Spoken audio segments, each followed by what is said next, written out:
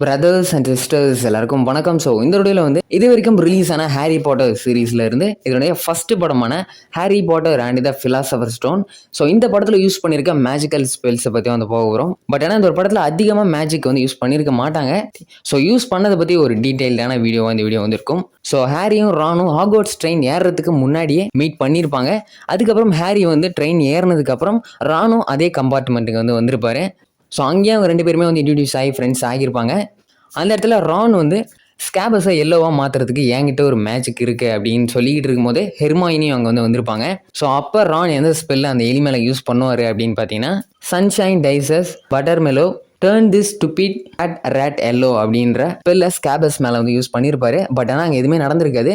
Next Hermione வந்து ஒக்கீலஸ் ரிப்பேரோ அப்படின்ற ஸ்பெல்லை Harry மேலே வந்து யூஸ் பண்ணியிருப்பாங்க. இந்த ஸ்பெல்லை எதுக்கு யூஸ் பண்ணுவாங்க அப்படின்னு பார்த்தீங்கன்னா, உடஞ்ச கண்ணாடிலாம் சரி பண்ணுறதுக்காக தான் இந்த ஸ்பெல்லை வந்து யூஸ் பண்ணுவாங்க. அதே மாதிரி ஹெர்மாயினி ஹாரியோட கண்ணாடியை வந்து சரி பண்ணியிருப்பாங்க.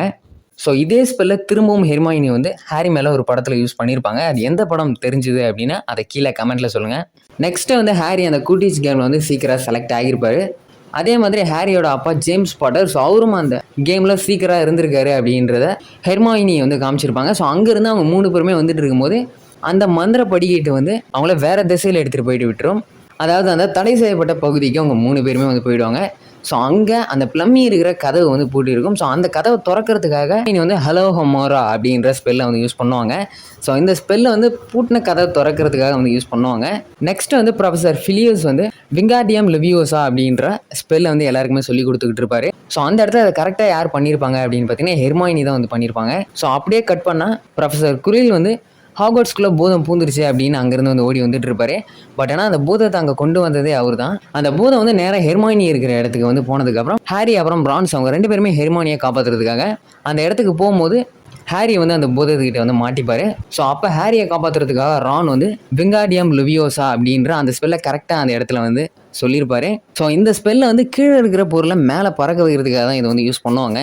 ஸோ இந்த ஸ்பெல்லை அந்த 2 இடத்துலையுமே வந்து மென்ஷன் பண்ணியிருப்பாங்க.